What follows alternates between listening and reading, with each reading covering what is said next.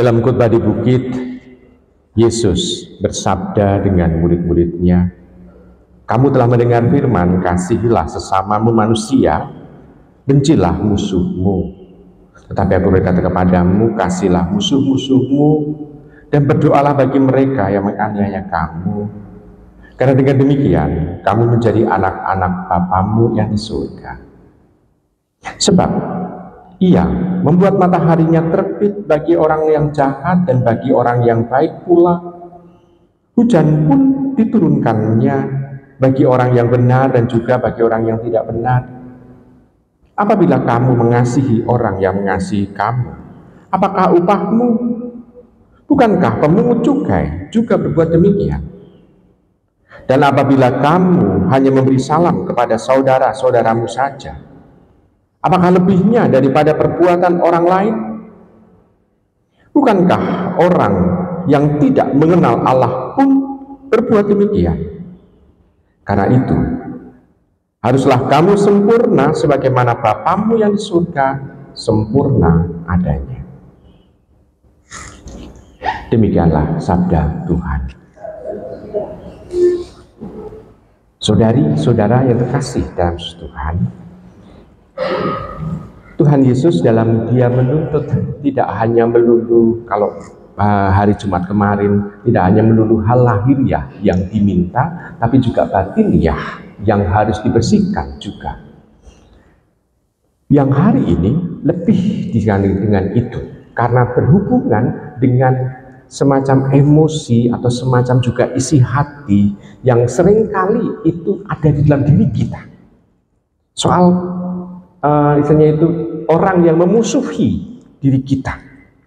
Kalau berhadapan dengan orang yang memusuhi, di sana Tuhan itu menginginkan supaya kita bertindak dengan hati yang bersih, hati yang suci.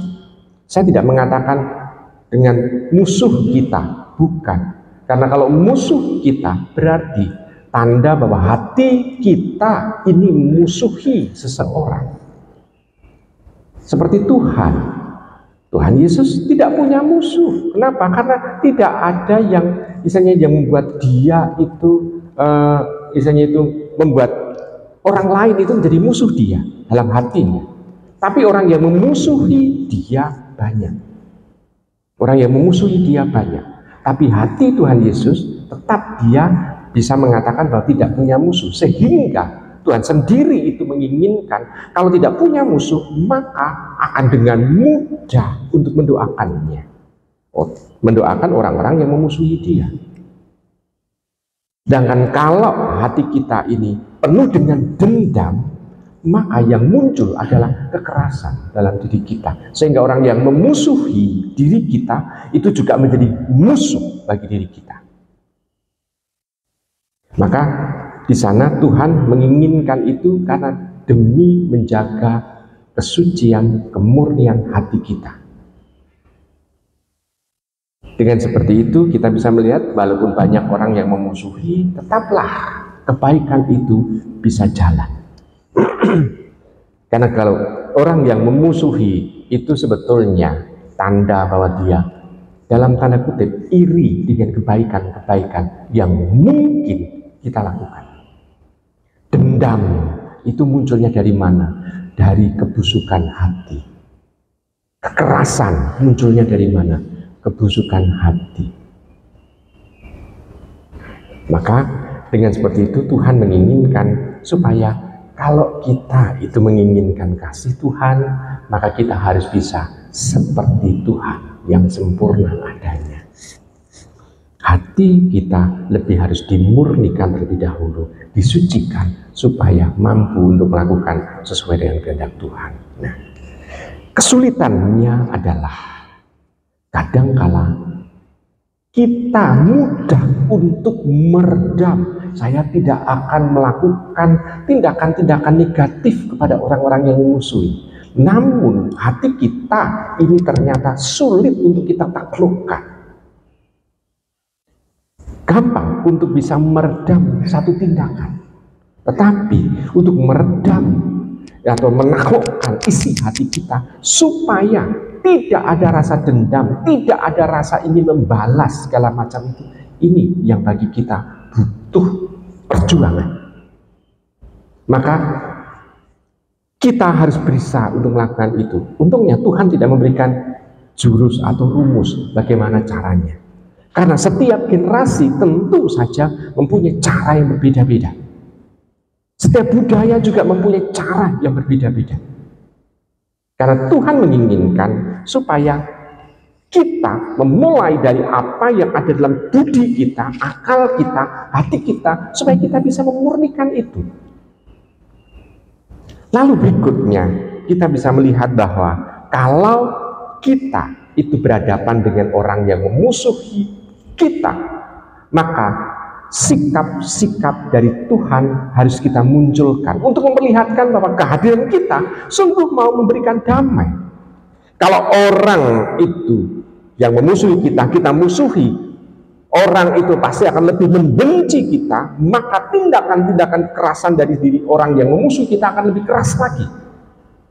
Maka kalau kita mendoakan itu, sebetulnya Tuhan menginginkan kita memotong atau memutuskan kekerasan dari balas-membalas itu.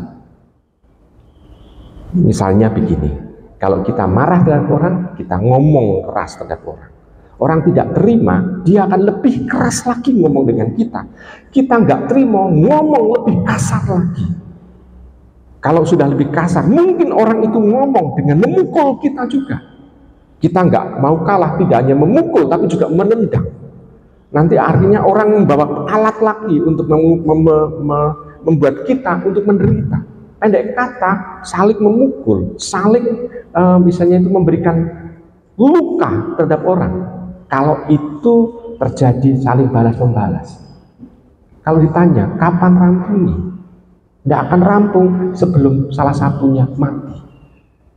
Nah, sedangkan kalau Tuhan menginginkan kita itu berhenti untuk berbuat dendam dengan mendoakan, maka tindakan kekerasan itu akan selesai dengan sendirinya.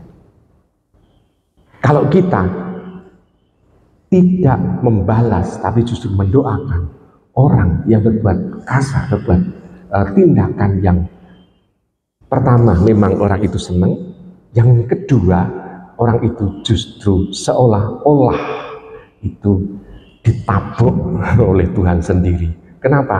Karena ternyata pengikut Tuhan ini orang yang sungguh-sungguh memberikan sesuatu kedamaian, kenyamanan. Kita diutus oleh Tuhan untuk menjadi pemberi damai.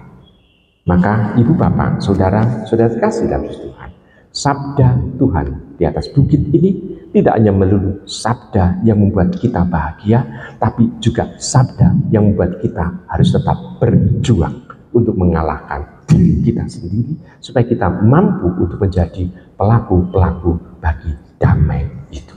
Selamat merenungkan.